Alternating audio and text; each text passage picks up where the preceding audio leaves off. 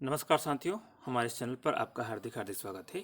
इस वीडियो के अंतर्गत हम आपको क्लास 12th केमिस्ट्री सब्जेक्ट का जो चैप्टर नंबर फर्स्ट है यानी यूनिट फर्स्ट है, ठोस प्रावस्था, सॉलिड स्टेट के जो महत्वपूर्ण प्रश्न हैं जिनके द्वारा परीक्षा का प्रश्न पत्र तैयार होगा वो बताने जा रहे हैं। और इस चैप्टर के प्रश्नों को हम दो भागों में डिवाइड करेंगे।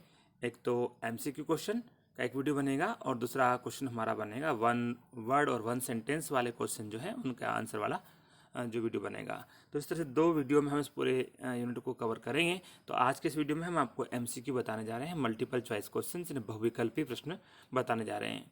और जो लेटेस्ट ब्लूप्रिंट के अनुसार इससे दो ऑब्जेक्टिव पूछ जाएंगे और दो ही क्या पूछाएंगे, एक एक शब्द वाले या एक शब्द एक वाक्य वाले प्रश्न पूछ जाएंगे। इस तरह से कुल 4 अंक होंगे।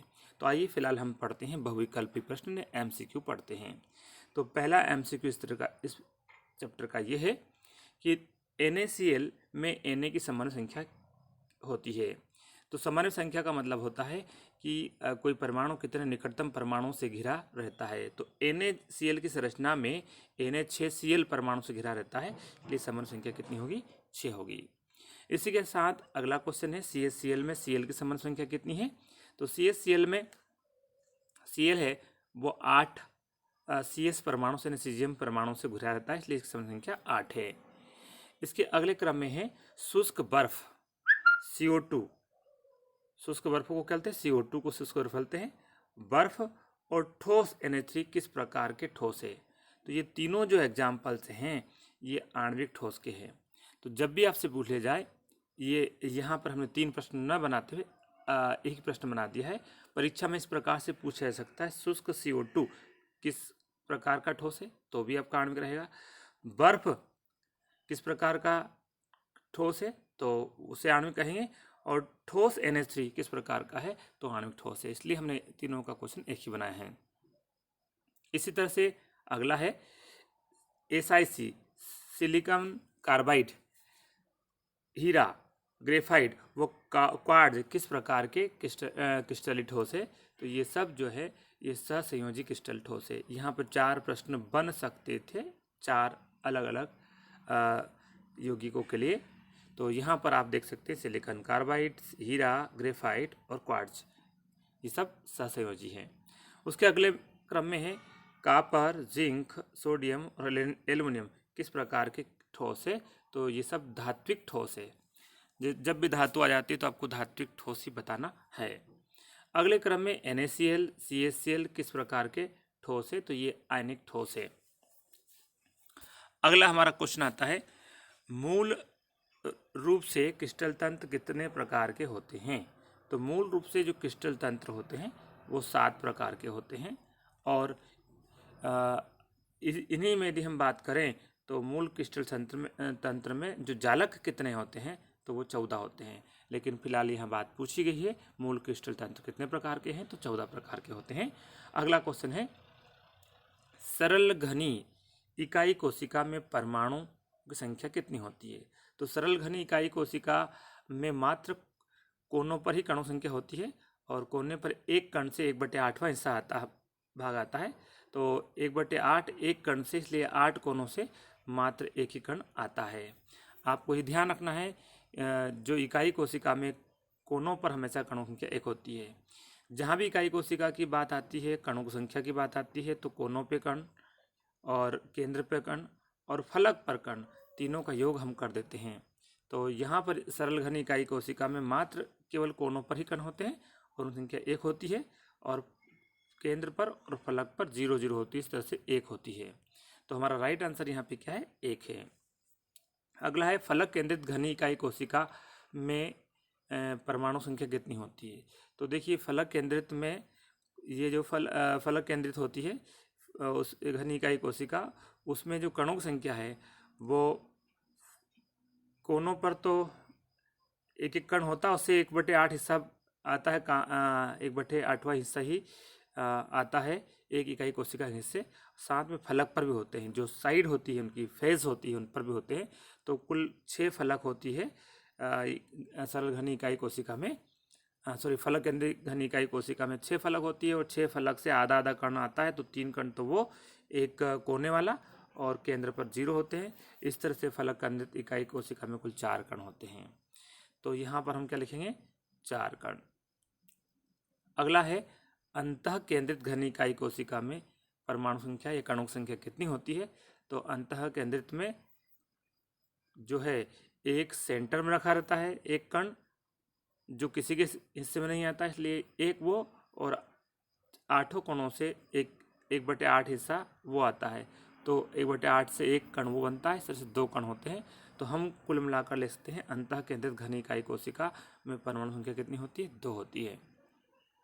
इसके अगले क्रम में है सरल घनीय इकाई कोशिका के लिए समन्वय संख्या कितनी होती है। तो सरल घनी इकाई कोशिका के लिए समन्वय संख्या का मान 6 होता है, ये आपको ध्यान रखना है। फलक केंद्रित घनी इकाई कोशिका के लिए समन्वय संख्या का मान कितना होता है, तो वो फलक केंद्रित के लिए 12 होता है। उसके बाद में अगला आता है अंतः केंद्रित घनी इकाई कोशिका के लिए समन्वय संख्या का मान कितना होता है, तो वो 8 होता है। आपको यहाँ पे ये बता दूँ मैं कि समन्वय संख्या या तो 6 रहेगी या 8 रहेगी और 12 रहेगी, लेकिन ACC, BCC और FCC में क्रम से 1 कण, 2 कण और 4 कण, जैसे कणों की संख्या बढ़ती गई है वैसे वैसे ही इनकी समन्वय संख्या का मान भी बढ़ता गया है। तो ये आपको ध्यान रखना है। एक महत्वपूर्ण बात है कि जिस तरह से इनमें कणों की संख्या बढ़ती है उसी क्रम में इनमें इनकी संख्या जो है समन्वय संख्या का मान भी बढ़ता है। आगे चलते हैं। अगला क्वेश्चन हमारा इस तरह से है, सरल घनी इकाई कोशिका में समीपस्थ परमाणुओं के बीच की दूरी होती है, यानी कि हमारा 14वां क्वेश्चन है, तो ये होती A। अगला है फलक केंद्रित घनी इकाई कोशिका में समीपस्थ परमाणुओं के बीच की दूरी होती है, तो वो होती है A/√2। उसके अगले क्रम में है अंतः केंद्रित घनी इकाई कोशिका में समीपस्थ परमाणुओं की दूरी होती है, तो √3A/2। ये आपको ध्यान रखना है। उसके बाद में सरल घनी इकाई कोशिका की त्रिज्या कितनी होती है, तो जो त्रिज्या होती है सरल घनी इकाई कोशिका की वो R जो होती है वो A/2 होती है।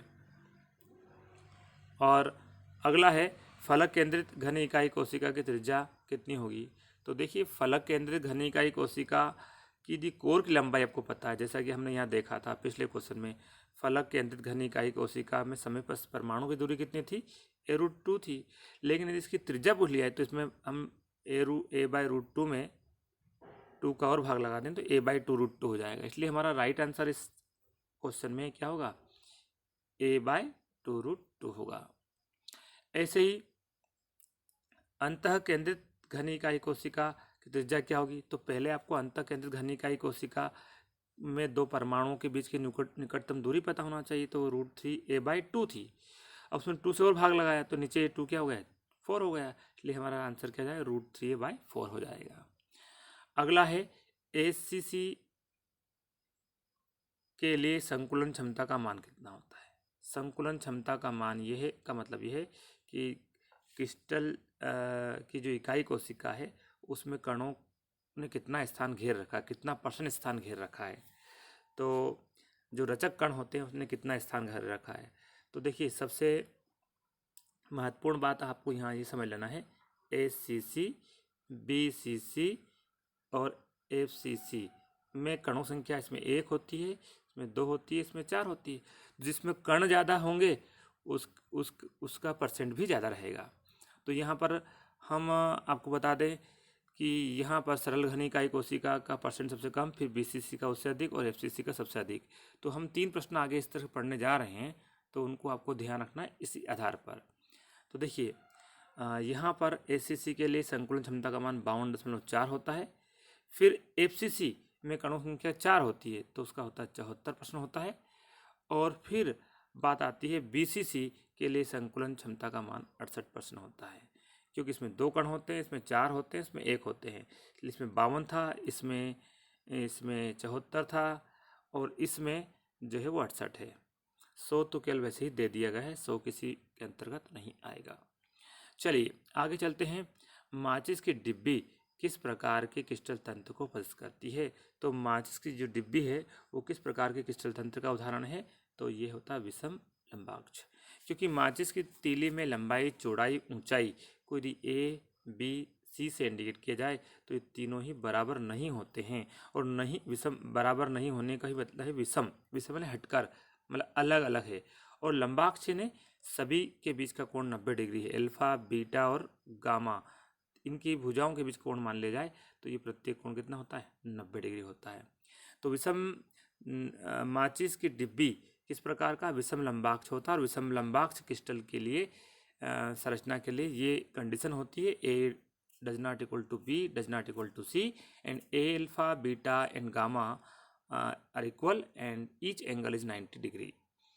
उसके बाद चलिए, हीरा किस प्रकार का क्रिस्टलीय तंत्र को प्रदर्शित करता है? तो हीरा जो है वो घनी क्रिस्टलीय तंत्र को प्रदर्शित करता है। ग्रेफाइट किस प्रकार के क्रिस्टल तंत्र को प्रदर्शित करता है?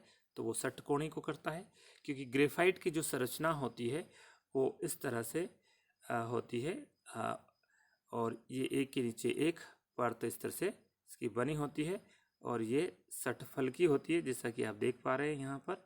इससे ये इस तरह से ये षटफलकी संरचना होती है। तो यहाँ पर राइट आंसर कौन सा होगा? फोर्थ डी वाली संरचना होगी, डी वाला आंसर होगा षटकोणी। इसके बाद में यहाँ पर इस चैप्टर के एक शब्द एक वाक्य के हेतु महत्वपूर्ण प्रश्न उत्तर सहित आते हैं, लेकिन वीडियो काफ़ी लंबा होगा, इसलिए आज के इस वीडियो में हम केवल ऑब्जेक्टिव बताएंगे। अगले वीडियो में हम इस जो चैप्टर के जो महत्वपूर्ण प्रश्न हैं, एक वाक्य और एक शब्द वाले हैं, उनको बताएंगे। इसलिए हमारे इस अगले वीडियो को देखने के लिए आप हमारे चैनल को सब्सक्राइब अवश्य करें, ताकि आपको अगला वीडियो भी प्राप्त हो जाए। हमारे इस वीडियो को देखने के लिए बहुत बहुत धन्यवाद साथियों। जय हिंद, जय भारत।